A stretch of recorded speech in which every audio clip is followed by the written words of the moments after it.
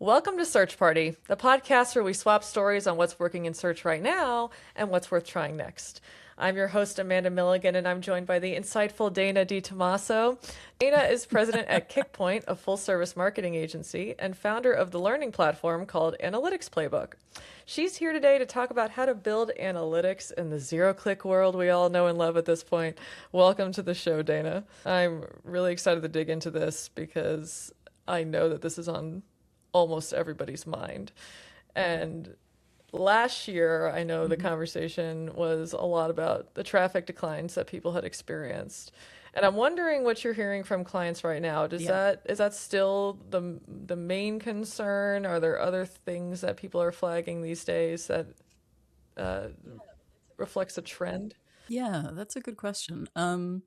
I would say new clients coming to us are concerned about traffic drops. Clients who've been with us, we kind of prepared them that this was coming, so it is not a shock so much.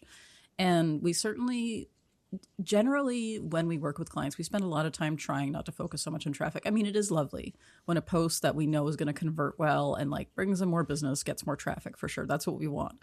But overall, the site getting traffic, like those screenshots you see on LinkedIn, and it's a screenshot of Google Search Console, and they're like, "Look what we did!" Like that could be anything, like that's not the flex you think it is. So while it is nice to see traffic for key posts go up or key pages on the site, I'm much more concerned about making sure that people give our clients money. And so that's where, and I think too, the whole zero click thing, if you've worked in local SEO at all, and people who work local SEO are probably nodding their heads right now. I did start out originally in SEO, and I worked a lot with local SEO. Still love working with local businesses. It's so rewarding. But one of the things with local SEO is that they've had zero click search for a very long time, because a lot of people don't click through to small business websites because first off, they probably suck. Second of all, if you're on the map pack, their phone number is right there, right? So a lot of people will just call. For example, if you want to book a plumber, a lot of people will just pick up the phone and call. Maybe not, the younger people. They might want to text, which is why we have usually texting platforms on clients' websites. They work great for conversions. We use a platform called Leadferno. Love it. But in a lot of cases, people just pick up the phone and call. Or if it's a physical store, they'll go and visit the store in person. And frankly, I don't care how somebody decides to get in touch with our client or give them money, as long as they do the thing we want them to do, which is give them money. So this means that in the local SEO space, I feel like it actually prepared me well for the reality of zero click search now, because for a long time we've been like, we can't prove it, but you've got more customers in store. Cool. SEO must be working. It's just, you kind of go off of vibes a little bit when you're in that local SEO space, right? And really it's feedback from the client. Like, are things getting better? Or if you're even in the B2B space, like, is the quality of leads getting better? Is your conversion rate for your sales team in terms of lead to close going up? Is the average value of the lead going up, right? Like, those are the kinds of metrics that I think SEOs haven't really paid a lot of attention to up to this point, and now are paying for it, because if your main metric that you've always promised people has been traffic for so long, and now traffic isn't the thing, it takes a while to reposition clients to realize that traffic is not the thing. And I think that if you're just catching up now, you're going to have a really difficult time, because the ship has kind of been sailing for a while now. So if you have not had this conversation with clients about like, hey, look, your traffic is going to go down. This is why. This is how we're going to shift your reporting because of it. I think you need to start having that conversation like right now. The next best time is immediately, basically, when you're going to have that conversation. And same with in-house too. Like, if you, again, have been reporting to leadership and the first page of your report is, say, sessions by channel with a nice graph that usually goes up and to the right, you need to start repositioning that report to show things like conversions, again, full circle if you can. How many people got to the website in terms of like what percentage of those people actually did the thing you wanted them to do?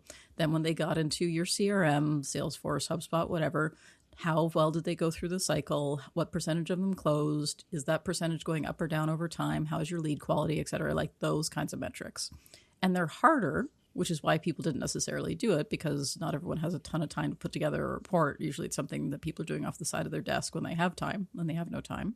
So it does make it harder for the reporting, but at the same time, it's more rewarding because you are actually proving value to the work that you're doing, as opposed to saying, look, people visiting the website. But it's never been a great metric. A fantastic point, because I know when the traffic numbers started declining for folks, there was a bit of a panic, understandably. what did you see happening then and now where people like, what is the mistake they're making in reaction to that? Like you're saying, yes, you need to start tracking these other metrics. Is that what's happening? A lot of people are like, oh, it's too hard. Like, yeah, it is hard. It does take more work. So, for example, one of the great things that GA4 has released is an integration with Salesforce.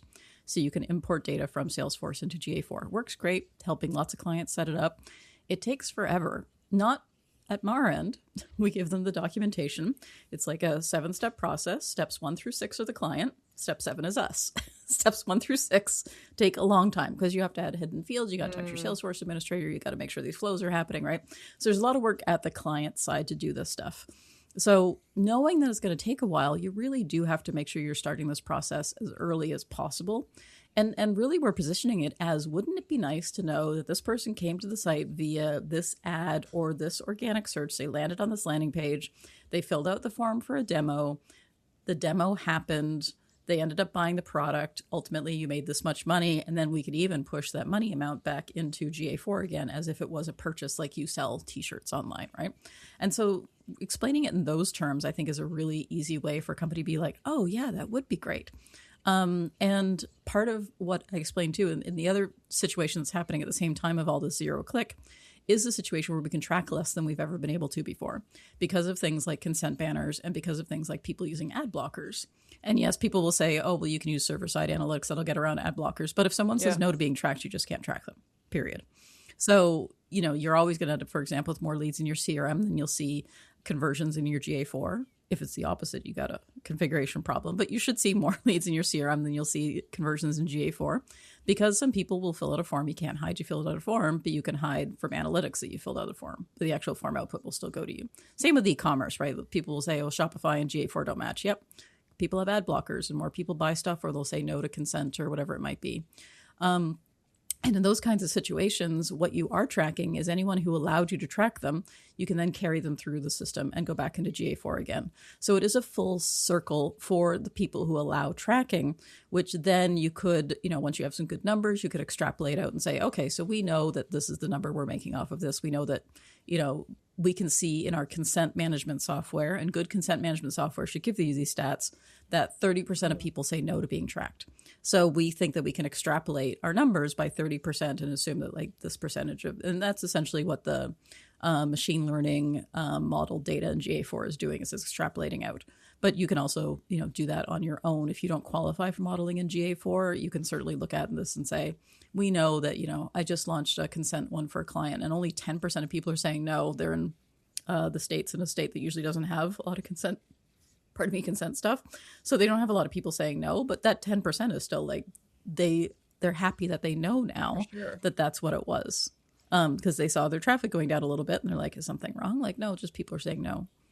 And I get messages from people all the time on like SEO Slack, for example, and they'll say things like, yeah, I set up consent and now we have only 70% of our traffic in GA4 and they're in Europe. And I'm like, yep, that's, and they're like, well, what do we do? Like, they're like, what do we do to track these people? Like, well, you can set it up wrong and you can still track them if they say no, but like, you're going to get fined. So yeah, it's the big thing about consent, I think, is really the part that people aren't talking enough about. Because again, if somebody says no to being tracked, you can't track them. I cannot emphasize that enough. And that means that you're not going to have them show up in your analytics. And that's just how it's going to be. And it's not going to get better. It's going to get worse.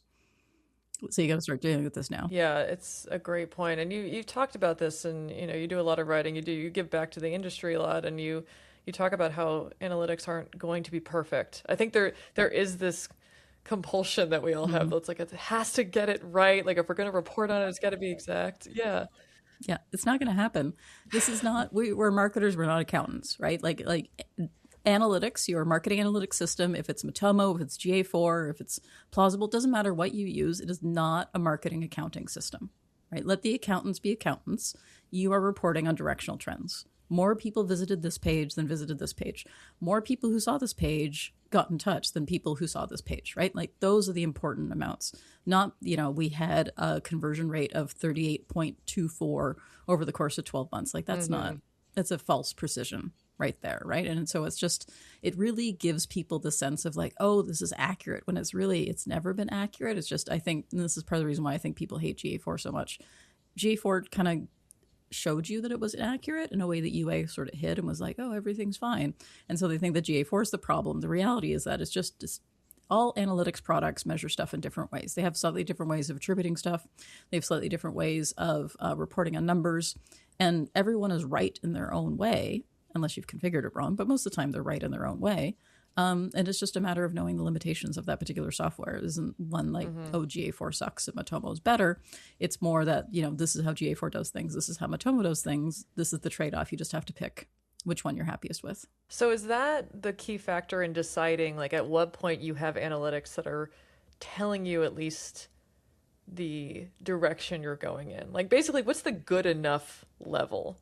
Is it that understanding that you're talking about of like where the tool's coming from, or what else is involved in that? Yeah. And I think a lot of people need to make calls about things like cookieless tracking. And I actually published a post recently about cookieless tracking that we'll make sure to put in the show notes. But I think there's a lot of confusion about what the word cookieless means. And one of the things that I emphasized in this, and so this post came out while I was talking to, I do ad hoc hour-long consulting that people can just book with me whenever. And someone booked it and said, I just want you to check my consent setup and make sure it's working right, because I see more people in plausible than I see in GA4, and I'm not sure if that's true or not. And the answer is plausible is a cookieless system by default. And that means that you don't need to ask for consent, because plausible does not set cookies in the way that GA4 does. So there's no cookies to be set, therefore it can track everybody. The downside of that is that if you come back, say, like the next day, you're a brand new person, right? Because there's no cookies that have been set. So that's the downside of these kinds of systems. And so really, if you're trying to track like how much more is plausible tracking than GA4, what I recommended is looking at page views, because page views, that doesn't matter. Page view is a page view, no matter what. And so you can estimate the amount that the cookieless tracking is getting by comparing page views in plausible versus page views in GA4. And the difference between the two can tell you the percentage of people who say no to tracking, for example, if you don't have a system that does that for you. And I do really like systems like plausible. I run it on my own website as well, because I do like seeing what the cookieless tracking is picking up that the cookied tracking in GA4 might be missing. I think it is valuable to have those different kinds of systems. If you have the time, it's like social media. People say, oh, I have to be on every social network. Yep. Just work on the ones you have time for. So in this case, again, like if you don't have time for another analytics system, do not, just because Dana said, don't feel pressure to add plausible to your stack. But if you're like, I just want to see what's going on, they have a nice 30-day trial. It's super easy to add to the website. Just give it a shot and see what you think.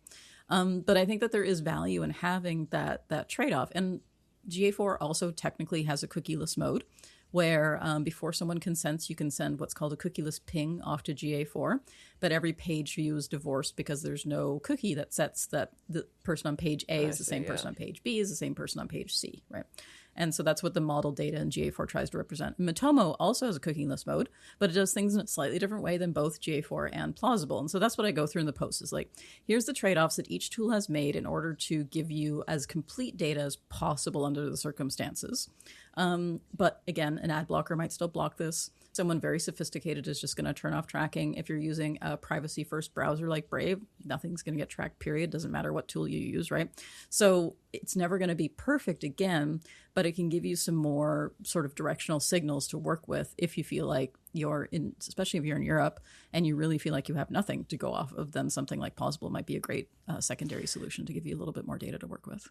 Yeah, you really illustrated very well how those nuances can get confusing if you haven't delved into understanding those differences. Because I think a lot of people will just start using these tools and have no idea the slight differences in the way that they're attaining the information. And like you said, you get these questions of like, hey, I'm seeing this here and this here. I don't get it. Talk to me about GSC.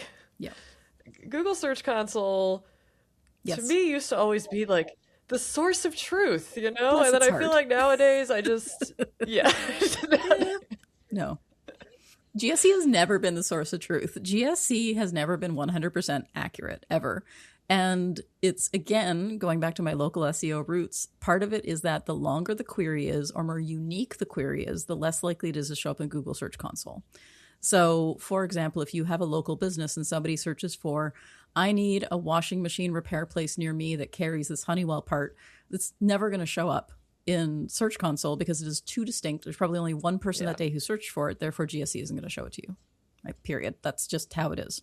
So typically you should see, assuming that you have no consent on your website, everyone is just being tracked by default, which probably is not the case in a lot of websites now, or it shouldn't be anyway. You would see more organic traffic. And again, not just organic, Google organic traffic. I see people making the mistake of saying, oh, organic. There are other search engines out there. They do show up in organic search. So just look at Google organic search.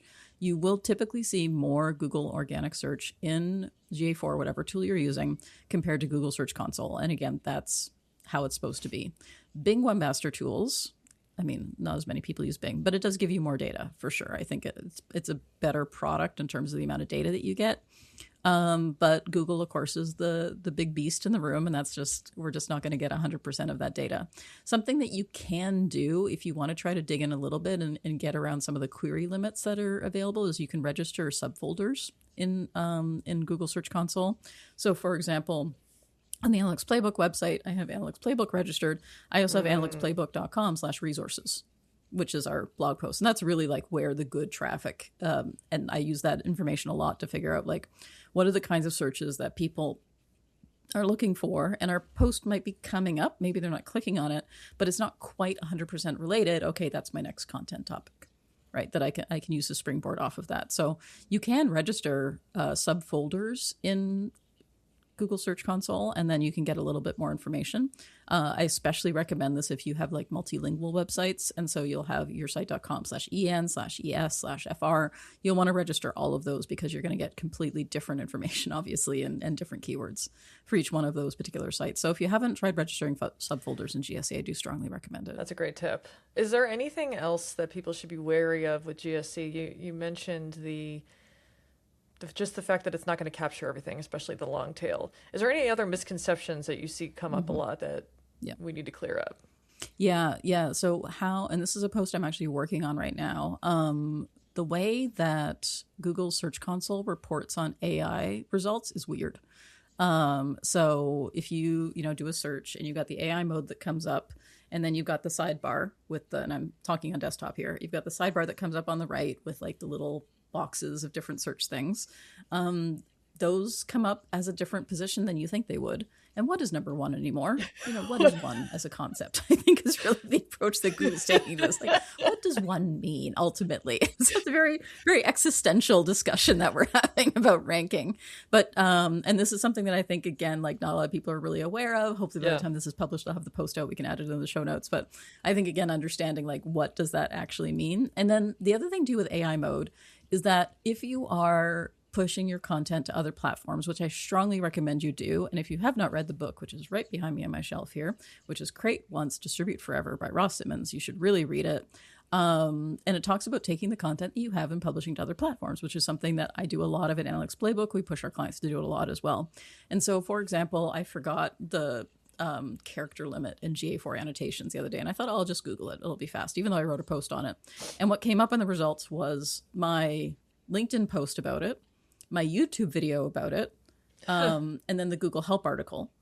And then my actual website came down like way further down in the organic section. No one's going to click on that. They're going to click on the LinkedIn post or the YouTube video, neither of which I'm going to get data for in Google Search Console. But I don't really care because they're still coming to me. Even though technically I might think it's a zero-click search result, that doesn't mean it was actually a zero-click search result because I know that people click through that article on LinkedIn and they like it and they follow me and therefore they're more likely to get in touch later on. So also when it comes to zero-click search, do not discount the concept of distributing to multiple platforms in that way. LinkedIn and YouTube, I mean, Google shows them all the time for stuff. I know a lot of people talk about Reddit as well, and Ross is really bullish on Reddit. I find that Reddit can be really tricky for the B2B space. I tend to focus more personally on LinkedIn and YouTube just because of that for my own stuff. But for clients, like going on Reddit does make a lot of sense. Just don't be weird about it. There's a whole subreddit devoted to corporations being silly on Reddit. It's called Hail Corporate. So check that out if you want to see badly behaving company examples. But again, it's not about making sure your website is there. It's about making sure that you are where your clients are, which has always been one of the core tenets of marketing. And it's even more important now knowing that Google is far more likely to turn up a third-party source than your website in a AI mode or AI overview result. No question. And this really ties into visibility as a concept that I think for a long time we have Yep. overlooked in terms of how we are measuring the success of our program. Like you said, it was always about traffic. And now if we kind of move into this era of visibility, because that's the perfect example. Like they saw, and the fact that you appeared multiple times in the search results is very impactful too, right? That's not something that we're typically thinking about. Oh, totally. Yeah. Like it's own the SERP is the idea, has always been the idea. And the way you can own the SERP is by making sure you have multiple places you're publishing your content. Like if someone Googles things like, how do I set up annotations in GA4? And they just see me show up 4 times and be like, okay, this person clearly knows what she's talking about. I'm going to follow her. And that's really ultimately SEO is becoming that sort of brand building kind of play. And so I know we all kind of roll our eyes a little bit at awareness campaigns, but almost SEO is turning into an awareness campaign, especially for those top of funnel keywords. So then the question becomes, as an SEO, if you're doing a great job of that kind of getting your message out there, making sure people are aware of you, then what are you doing in order to close that sale? And one of the reports that we give our clients is looking at Google Search Console data, but we look at it, and I got this idea from Noah Lerner, so who's a great, smart SEO who you should follow if you're not already.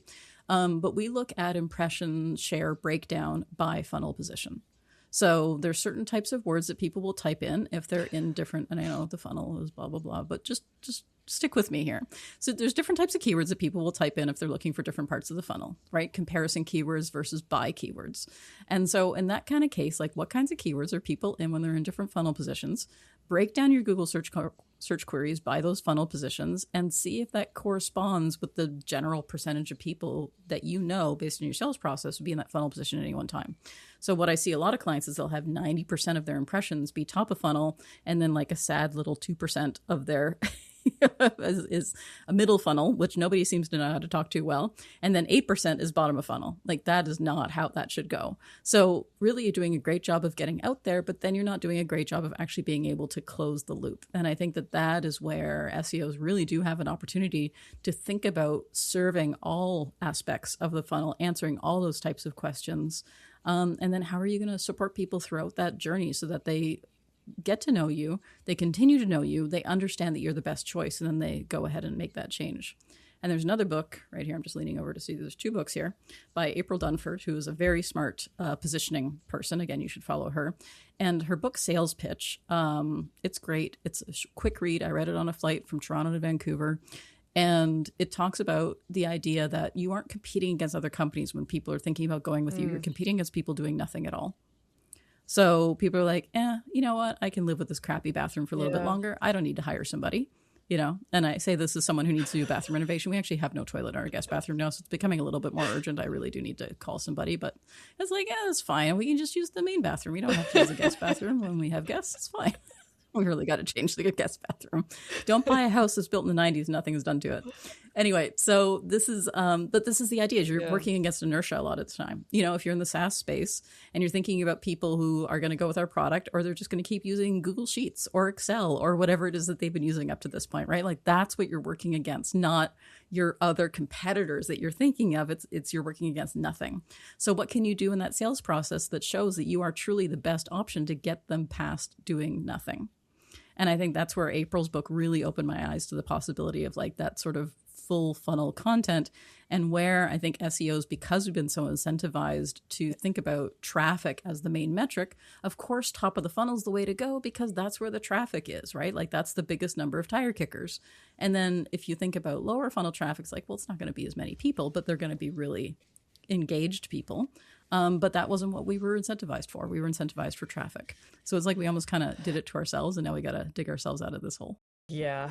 For top of the funnel, since we don't have traffic anymore really to get the buy-in for it, how are you seeing that evolve? Because you mentioned impressions. Has that been enough to get people excited about continuing to do top of the funnel content?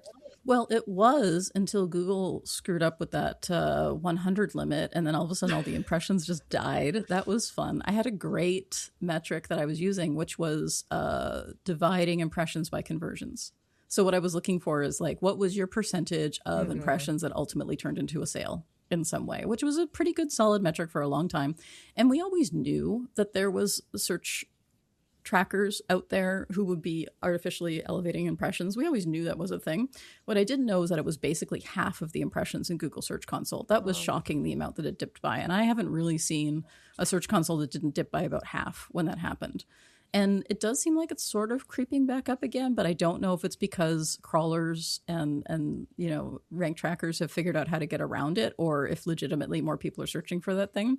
So I feel like impressions are also slightly less reliable than they used to be, unfortunately. But one good way to check is to look at an individual keyword and then to look at it over a long period of time and see if there's spikes on specific days. And if there are, you're like, yep, that's a rank tracker. Because a lot of people, for example, run their trackers on like Sundays, for example. And if you're in the B2B space, like nobody's searching for that stuff on a Sunday. Maybe like there's a few devoted people, but most people don't necessarily care about budgeting software on a Sunday. Right? That's a Monday problem. So, and check over things like the Christmas season as well. For example, if you are in, say, a predominantly Christian country, or like other major holiday seasons, for example. So Lunar New Year, nothing happens in China, for example, during Lunar New Year. So if you see a big spike in searches during that time period, it's not real people because they're busy enjoying the holiday, right? So really thinking about things like national holidays, religious holidays. Are people searching for your B2B thing during that time? It's probably just a rank tracker. And I think that's a way to look at this too, and try to estimate the percentage of which is what people care about. And then also it's an interesting competitive analysis too, because then you can be like, well, we're not looking for this in our rank tracker. One of our competitors must be. I wonder why they care about this keyword so much. So if you really want to put your little spy hat on, you can certainly look at that too. So it feels like a lot has shifted in terms of how somebody's analytics program should be set up. For people listening who find this maybe not overwhelming, but complex. It's probably overwhelming. I find it overwhelming. Yeah, I would say overwhelming is probably the majority emotion that people express to me. Yeah, it's a lot. How? Because I love how you're talking about, because you're right. Like if we can tell the full story, that's what's been elusive this entire time anyway. Like traffic was never the perfect way for SEOs to show their value. Yes. It was the easiest way. And I think that's why it ended up being the way that wasn't necessarily the right way. What are the next like 3 steps somebody should take when they're listening to this to be like, I guess first to make sure that they're using the right tool, like capturing the right things. And how are you piecing those metrics to the pieces of the story? Yeah. So I think one of the very first things that people should be learning is like how, if you're agency, how do your clients make money? If you're in-house, how does the company make money? So actually looking at what the accountants are doing. Like, what are the ways in which companies are getting, knowing that this resulted in this? Because I think part of what keeps you in business as an agency, and I say this as someone, I've worked for myself now for 26 years, as someone who keeps the bills paid, you need to know how your clients are getting paid. And if you're in-house as well, you might just be a solo person working in-house. And if so, that sucks. That's a bad situation, honestly, because you don't have anyone else to bounce stuff off of, right? And so I feel for you for sure. Message me on LinkedIn. I'll tell you you're doing great. But I find that, a lot of people who are in-house and they're the only person are like, I feel like I'm the silo. I don't know. No one's willing to share anything with me. So I think you just have to go out there and ask questions and start learning about, say, the business numbers that the business cares about. So if you skipped all those like accounting classes in school, in college or university, time to brush up on that, learn about things like what's the profit margin for the business, right? Like how are budgets decided? How are people deciding that how are quotas being set, for example, for a sales team? How are, commissions being set? Like, how does all that come together?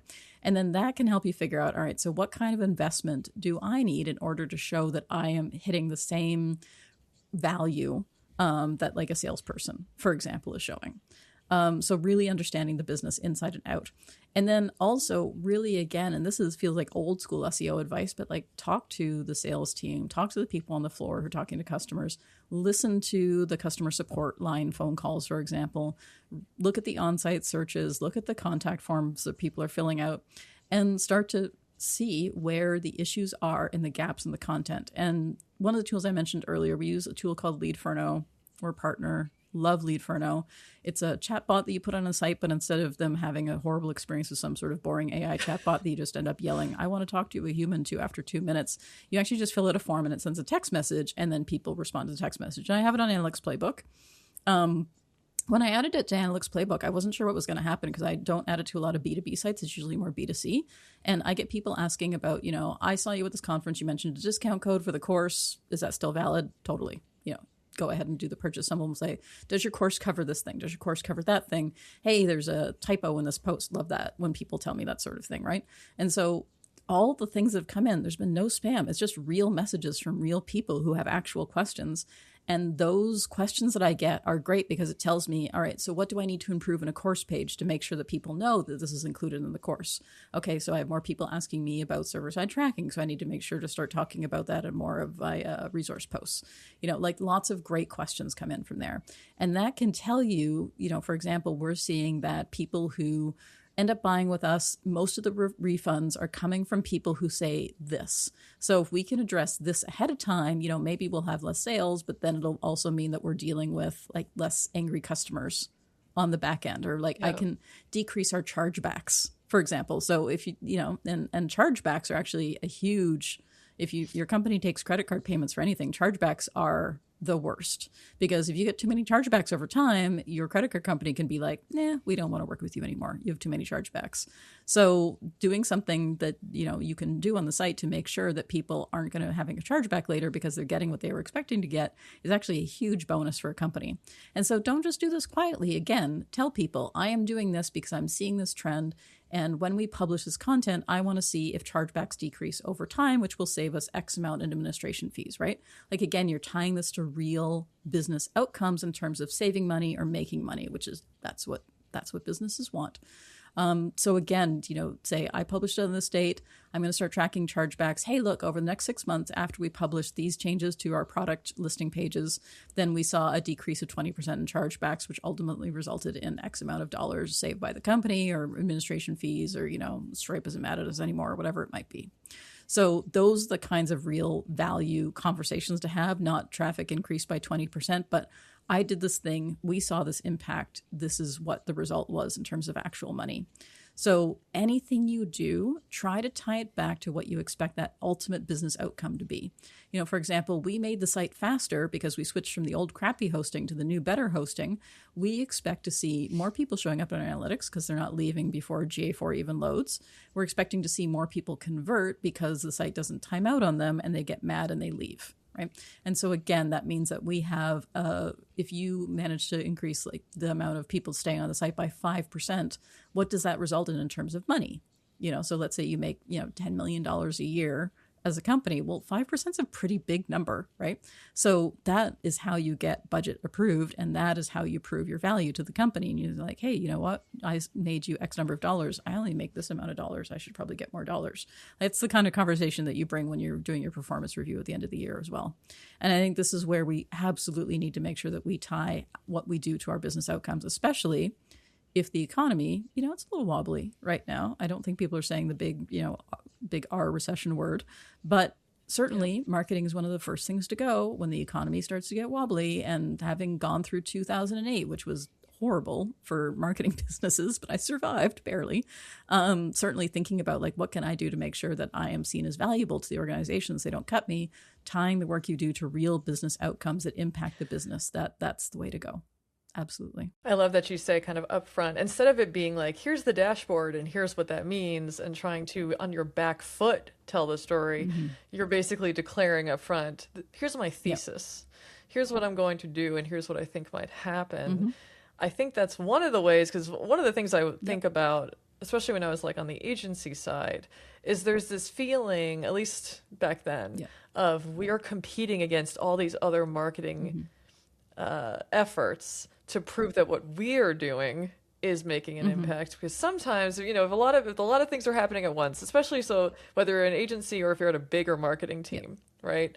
And this team, paid's doing this and email's doing that and social's doing that, and then it gets kind of murky where unless you have more specific numbers to point to, the story can start to unravel. Yep, 100%. And paid people are actually pretty good at this because paid has tied their outcomes to ROI for a long time. Whether or not it's accurate, I see some real questionable conversions sometimes. It's another situation. But again, like they do a good job of tying themselves to outcomes, which is why I think SEOs are not necessarily getting paid as well. They don't necessarily get the same kind of respect because, again, we're just like traffic, sparkly emoji, right? And it's like, that's not that's not what we're here for. Traffic is not necessarily the goal. A great example, on our Kickpoint website, we have a blog post about a team building exercise that we did. It was just something that we went and did, and we published about how to do team building exercises as a remote team. And then we rank really well for team building exercises in Edmonton, which is where most of our company is and where we used to be based out of. And then people contact us on our contact form asking about team building exercises. We don't do that. We're going to have to remove this post. It gets great traffic, right? So if we were only thinking about traffic, we'd be like, wow, look at this post. That's not right. Like, and every company has a weird post like that happened one time because somebody thought it would be fun and now it ranks really well. And you're like, well, we can't get rid of it, but it brings you zero value, right? Like everybody has that kind of post.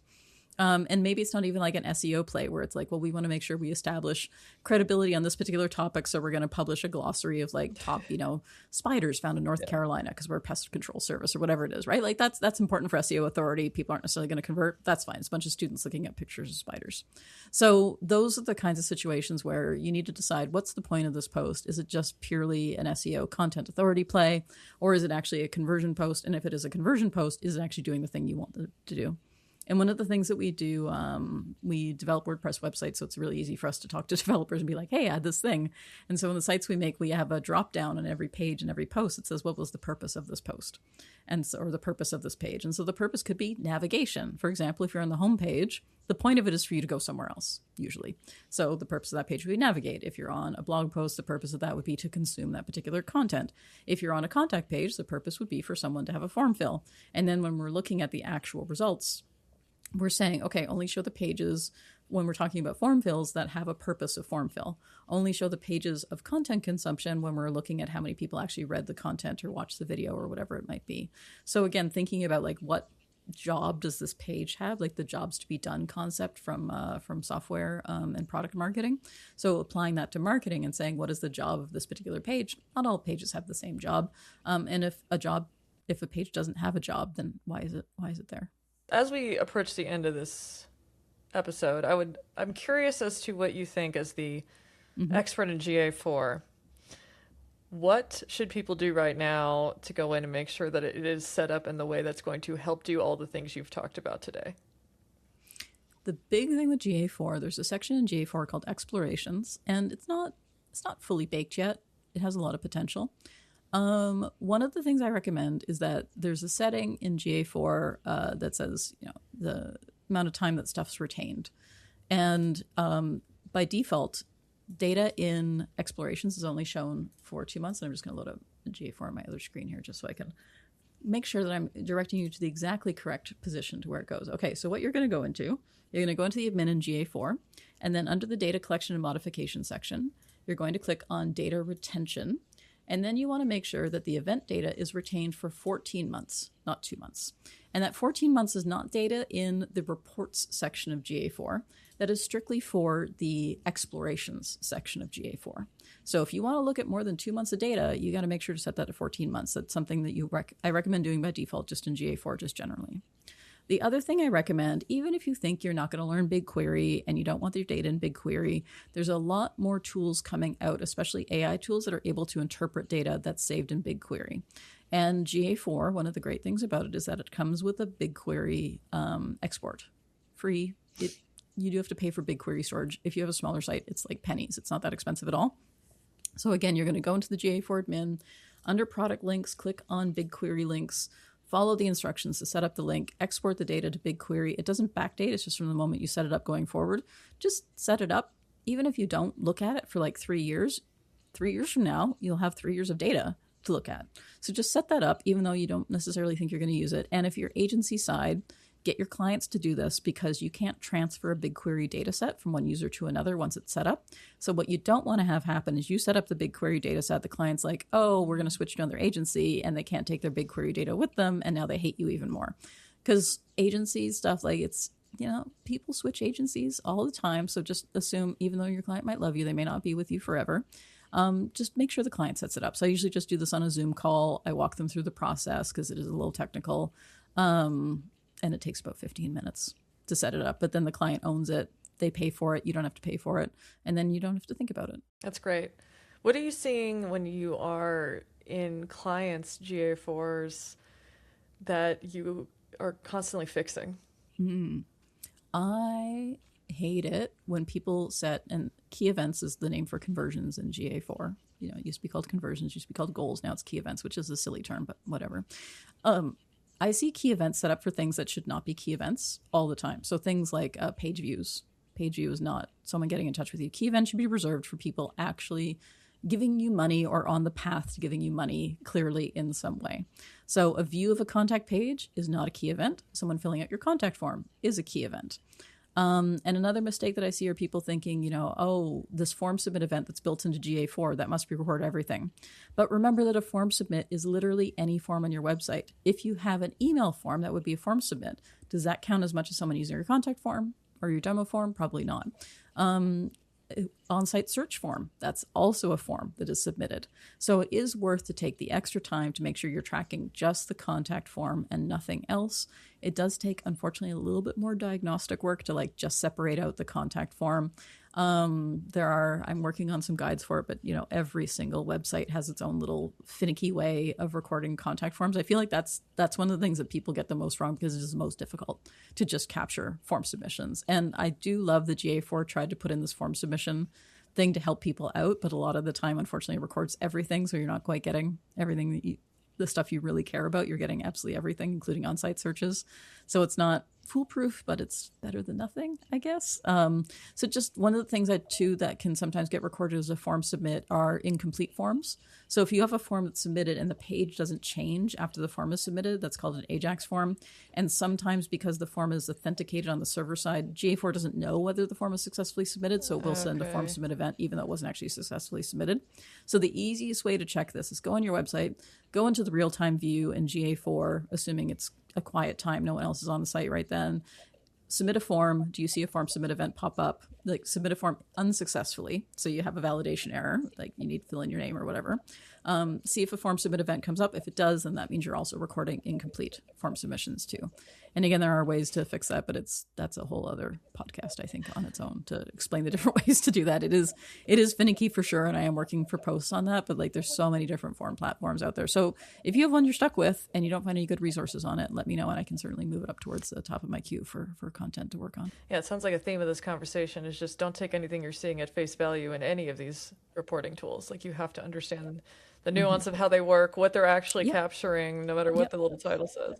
And people have so much extra time to do that, right? Like literally my job is to keep up on GA4 and every once in a while I'll be like, oh, that's new.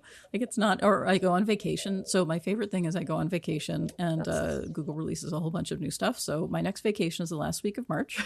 If you want to look for some new features in GA4, maybe it'll happen then. I made a joke that annotations was going to come out on Canadian Thanksgiving, which is in October, because I was taking that week off, and it almost did. It was very close, I think, to Canadian Thanksgiving. So they have a history of doing things over holidays. So yeah, and the whole GA4 rollover happened on July 1st, which so is rude. Canada Day.